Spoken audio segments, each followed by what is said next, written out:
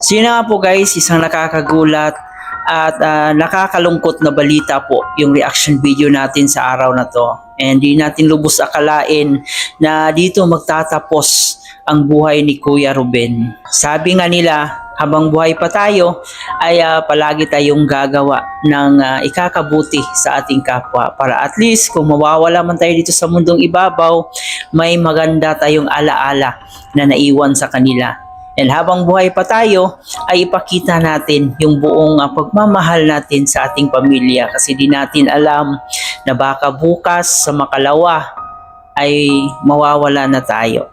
So nakakalungkot po ang sinapit sa pamilya ni Kuya Ruben. Malungkot ang naganap. So si Tay Ruben po ay kahit anong gawin, ginawa na po lahat, pero wala na po talagang ano. So, 10:15. Oh, 11:15. 11:15. Ay, wala na po. Wala na. Nakakalungkot. That's life. That's life. Yan ang buhay ng tao po, mga kaibigan. At yun nga, yung nangyaring aksidente. Ang impact ng pagkabangga po ang naging dahilan. Yung impact ng pagkabangga po doon sa puno. Yun ang naging daan para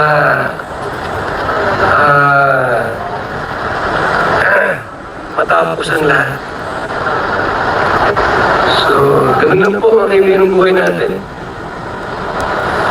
So, singil ko ay ano pa mga requirements para magpunta ng Pilipinas.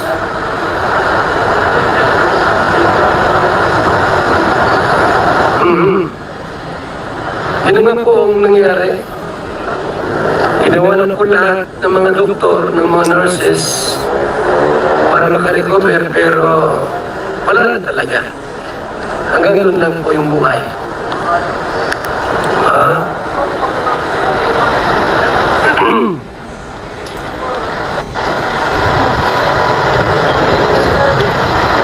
Sa first slide ko, sabi ko sa inyo na agaw buhay po sa Ruben, kumatos. Pero ngayon, talagang tuluyan na po namamaalam sa Ruben.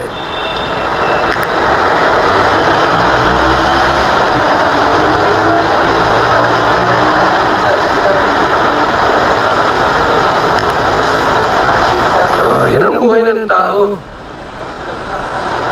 Wala tayong magawa po mga kaibigan, that's life. Ang buhay natin ay hiram lang po yan. Pinagkatiwala lang po sa atin ang buhay natin.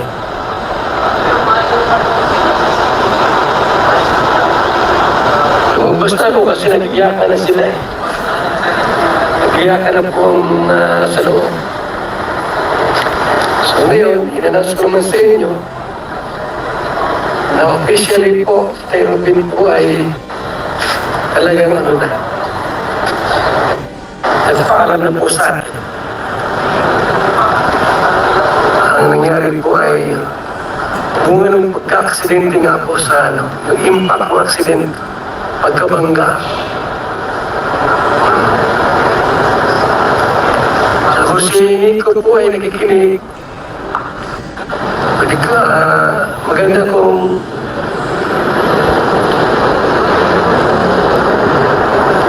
pumunta ka agad sa Pilipinas para makatulong din sa dapat ayusin. Dahil si Pia po ay operahan bukas sa tuhod. I-stinglisin po yun. Talagang stainless. O internal hemorrhage, tama. Kasi alam niyo ba, nung pagkabangga ng auto ng kotse sa puno, si Tay Ruben po ay inatake ng parang epileptic. So wala siya noon unconscious. Wala siyang lakas para kontrahin yung pagkabangga. Ibig sabihin, parang latang gulay, pwede nauntok yung ulo niya sa manabila, kung saan man dyan. So, tama. Internal hemorrhage. Totoo yan. Internal hemorrhage po yan. Kaya pala kahapon, ibang kilos niya. Hindi mapakali, tapos galaw ng galaw. Yun na pala yun. Gusto maglakad, anong gustong gawin.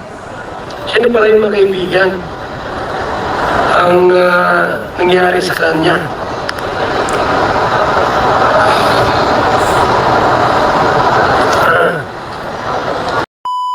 Dito nga po guys, nabanggit ng isa sa dahilan sa pagkamatay ni Kuya Ruben, yun ang internal hemorrhage, no? Kasi siguro sobrang lakas ng pagkabagok ng kanyang ulo, and yun, parang isa yan sa dahilan talaga ng pagkawala ni Tatay Ruben. Sabi nga ni Kuya Bal, wala na po tayong magagawa kung ang Diyos na po mismo ang kikilos, magdesisyon. So hanggang doon na lang talaga yung buhay ni Kuya Ruben. Dito talaga natin makikita kung gaano kabuting tao si Kuya Bal, at talagang pinuntahan talaga niya kung saan naka-confine itong si Kuya Ruben. And nakakalungkot para sa pamilya na naiwan ni Kuya Ruben, kasi sobrang liit pa po ng kanyang mga anak, and yung asawa naman niya si Pia ay uoperahan pa sa paa. So nakakalungkot guys ang sinapit po sa buhay nila Kuya Ruben. Ganon talaga, hindi natin alam at hindi natin hawak yung panahon, and siguro may plano ang Diyos para sa kanila. So alam niyo ba guys, share ko lang po ito kasi nung hindi ko pa talaga alam kung ano yung Kalingap, wala pa po akong idea. Pero yung una ko talagang nakita sa vlog ni Kalingap Rob is itong si Kuya Ruben. Pero wala akong ka-idea kung sino si Kalingap Rob, kung sino si Kuya Bal. So nakita ko lang siya at sinubaybayan ko kasi ang nangyari sa buhay ni Kuya Ruben is parang na-bankrupt siya sa kanyang negosyo, at yung asawa niya si Pia ang nagtatrabaho sa Manila, tapos siya yung nag-aalaga doon sa kanyang mga anak. So syempre parang nakakagulat kasi isang Indiano na nag-aalaga sa kanyang mga anak at doon sa isang liblib na lugar. So sinubaybayan ko talaga siya hanggang sa pinauwi yung asawa niya, and hanggang sa unti-unting nagbago yung buhay niya. So hanggang sa dumating na parang hindi na siya binablog at hindi ko na rin siya napanood.